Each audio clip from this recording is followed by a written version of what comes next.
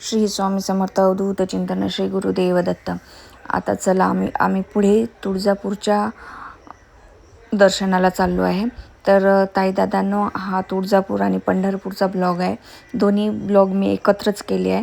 तर चला तुम्हाला तुळजापूर आणि पंढरपूरच्या मंदिराचं दर्शन घडवूया आणि त्याचप्रमाणे त्याची माहिती पण आपण सांगूया या ब्लॉगमध्ये. तर चला, तुमचं स्वागत आहे अशा एका नवीन ब्लॉगमध्ये. तर पुढे आता आपण तुळजापूरला चाललो आहे आणि तुळजापूर हे महाराष्ट्रातील 3.5 शक्तिपीठापैकी एक पूर्ण पीठ असलेला तुळजापूर श्री भवानी देवीचे दर्शन घेत अत्यंत पवित्र मानले जाते. तसेच छत्रपती शिवाजी महाराजांनी कुलस्वामी असलेल्या देवीच्या दर्शनाचे हे छत्रपती शिवाजी महाराजाची कुलस्वामिनी आहे आणि तुळजाभवानी ही माझी पण कुलदेवी आहे. त्याच्यामुळे मी दरवर्षी तिचं दर्शन घ्यायला जाते. म्हणजे तिचं दर्शन घेण्यासाठी इतकी गर्दी असते की आता तर एकादशी आहे. पंढरपूरला आणि तुळजापूरला खूप अशी गर्दी होती, ते तुम्हाला समोरच्या ब्लॉगमध्ये मी दाखवेलच. त्याच्यामुळे तिथे त्या पवित्र स्थानावरही जाणं हे आपलं भाग्य लागते. मंदिरापर्यंत जाणं तर ही दुसरी गोष्ट आहे. बघा, पंढरपुरामध्ये आलो आणि पंढरपुरांचं इतकं रश, कारण एकादशी होती त्या दिवशी आणि त्याच दिवशी आम्ही दोन्ही दर्शन केले, तुळजापूर आणि पंढरपूर. त्यामुळे खूप अशी रश होती आणि त्यामध्ये आतमध्ये जाण्यासाठी इतकीही जागा नव्हती. तर तुम्हाला बाहेरून मंदिर दाखवते. आणि आतमध्ये गेलो पण आम्हाला इतकं सारं म्हणजे फोटो वगैरे व्हिडिओ क्लिक करायला मिळालं नाही. हे आहे तुळजापूर भवानीचं मंदिर. तर ही महाराष्ट्रातली कुलस्वामी आहे. प्रत्येक महाराष्ट्रातल्या लोकांची ही कुलस्वामिनी, कुलदेवी म्हणजे आपली तुळजापूर भवानी आहे. तर भवानी माता ही संपूर्ण अनेक कुटुंबाची कुलदेवी असल्यामुळे येथील देवीची मूर्ती स्वयंभू स्वतः प्रकट झालेली आहे. म्हणजे कोणी स्थापना केलेली नाही, ही मूर्ती स्वतः प्रकट झाली असून चलमूर्ती आहे. म्हणजे वर्षातून ती काही वेळा मूर्ती तिच्या जागेवर हलवून पलंगावर ठेवली जाते. तुळजाभवानी त्वरितारूप म्हणजेच भक्तांना हाकेला त्वरित धावून जाते. ही तुळजाभवानीचं खूप महत्त्व आहे. आणि तसेच मंदिरात जाताना साधे भारतीय परंपरेचे धरून कपडे घालावेत. पुरुषांनी धोतर, कुर्ता आणि पैजामा आणि महिलांनी साडी, सलवार कुर्ता घालणे योग्य मानले जाते. तसेच देवीची ओटी भरताना सुती आणि रेशमी कापडी खण, नारळ, तांदूळ दिलं पाहिजे. म्हणजे भक्तांना गर्भगृहात जाऊन मूर्तीला थेट स्पर्श करण्याची परवानगी नसते. दर्शन हे ठराविकच अंतरावरून घ्यावे लागते. श्री स्वामी समर्थ. तर चला, आता आम्ही पंढरपूरला चाललो. हा ब्लॉग आता तुळजापूरचा आपण इथेच एंड करू आणि आपण पंढरपूरला झालो. हे झालं तुळजापूरचं दर्शन आणि खूप छोटं दर्शन आहे, मी समजू शकते, कारण की कॅमेरा आतमध्ये अलाउड नाही आहे. त्यानंतर मुख्य गाभाऱ्यात जाऊन भवानी मातेचे दर्शन घेतले जाते. गाभाऱ्यात जाताना शांतता राखावी. जे शांतता राखावी हे लक्षात ठेवा. तुम्ही तुळजापूरला जात असाल तर ह्या गोष्टी सगळ्या लक्षात ठेवल्या पाहिजे. दर्शन झाल्यानंतर भाविक देवीच्या अंगणात गोंधळ घालतात आणि कपाळाला भंडारा म्हणजेच हळद लावतात.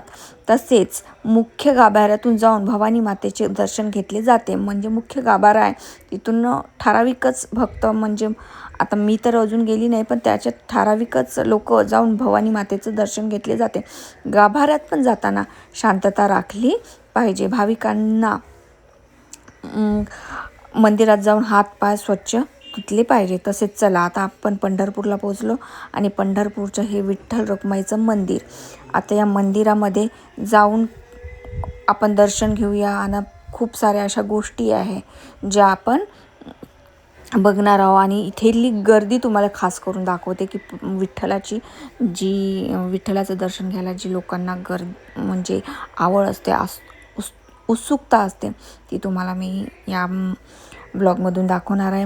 हा रात्रीचा ब्लॉग आहे, सकाळचा पण ब्लॉगमध्ये तुम्हाला दिसेलच. म्हणजे मी मॉर्निंगला पण परत आली आणि इथे मुखदर्शन मी घेतले होते, कारण गर्दी खूप अशी लांब 5-5 तास असं पंढरपूरला जाऊन रांगेत उभं राहावं लागतं, तेव्हाच विठोबा आपल्याला दिसतात. हे विठ्ठल रखुमाईचं मंदिर आहे. विठ्ठल एका बाजूनी आहे आणि दुसऱ्या बाजूनी हा रुक्मिणी आहे.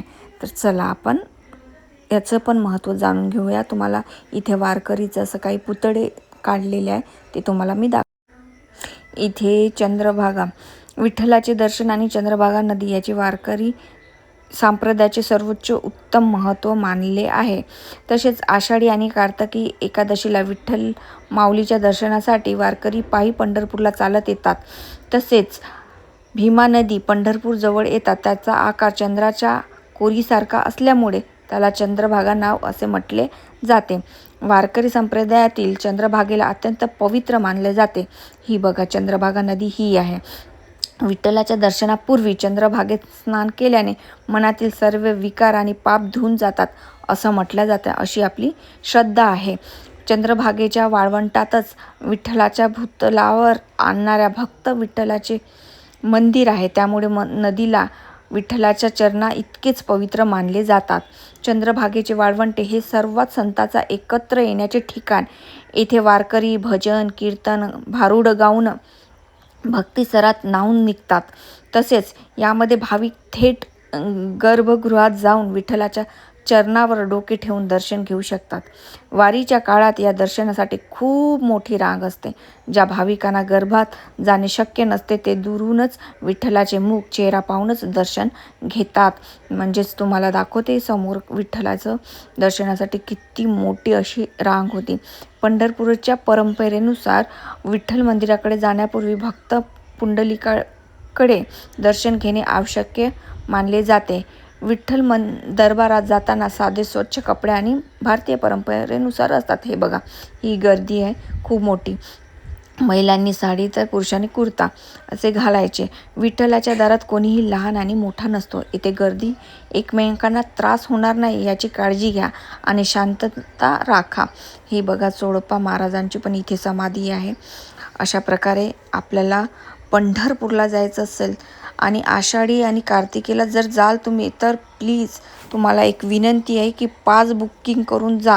कारण की इथे गर्दी अशी आहे की जिचं पास असेल त्यांना अगदी चांगल्या पद्धतीने आणि सोप्या पद्धतीने दर्शन होते. त्यांना त्रास जात नाही. जर तुम्ही छोट्या मुलांना घेऊन जात असाल तर पास बुकिंग करून जा. हे ऑनलाईन अवेलेबल आहे पास बुकिंगचं.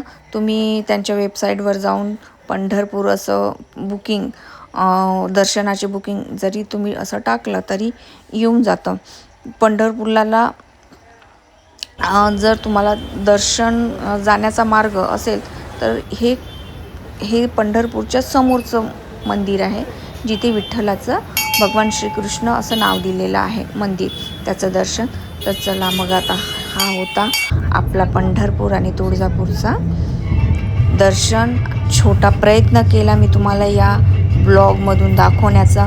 आणि समोर बघा इतकं सुंदर दृश्य आहे. तो गाभाऱ्यातून आता आज जेव्हा गाडी जाईल ते तर अगदी छान आणि शांत वाटत होतं. तर तुम्ही तुमच्या कुटुंबासोबत जा, तुमच्या फॅमिलीसोबत जा, तुमच्या पार्टनरसोबत जा आणि दर्शन हे वर्षातून एकदा तरी कुठलेही तुमच्या कुलदेवीचं असू दे किंवा कुलदेवाचं असू दे तर दर्शन घेतलं पाहिजे. त्यांना आपण मानतो. आता माझी कुलदेवी ही तुळजाभवानी आहे, माझं कुलदैवत्व हे खंडोबा आहे. त्याच्यामुळे आता तुम्हाला समोरचा भाग हा जेजुरीचा दिसेल, खंडोबा महाराजाचा दिसेल, त्याचा भंडारा म्हणजेच आपण टाकतो तो भंडार ते दिसेल.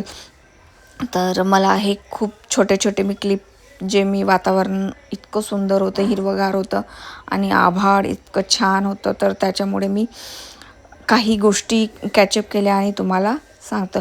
आयुष्यात फक्त मौज मस्ती मित्र मैत्रीण हे इतकंच नसतं. स्वतःचं कल्याण करणं आणि आपल्या कल्याणामार्फत दुसऱ्यांचं कल्याण करणं हे सुद्धा तितकंच महत्त्वाचं असतं. स्वामी सांगतात की दुसऱ्याच्या कल्याणासाठी तुम्ही थोडं तरी काही करत असाल तर त्यामध्ये तुमचं पाप नष्ट होतं.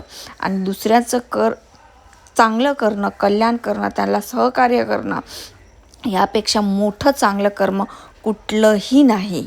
आणि कर्म करणं तुमच्यासोबत कुठलाही पैसा, धन, प्रॉपर्टी, तुमचे नातेवाईक, तुमचे नातेसंबंध येणार नाही. तर तुमच्यासोबत एकच गोष्ट येईल, ती म्हणजे तुमचं कर्म. त्यामुळे तुमचं कर्म इतकं चांगलं करा की ते तुम्हाला परत कोणीतरी असं म्हटलं पाहिजे, तुझे जे करताय ना ते तुला तुझं रिटर्नमध्ये मिळालं पाहिजे.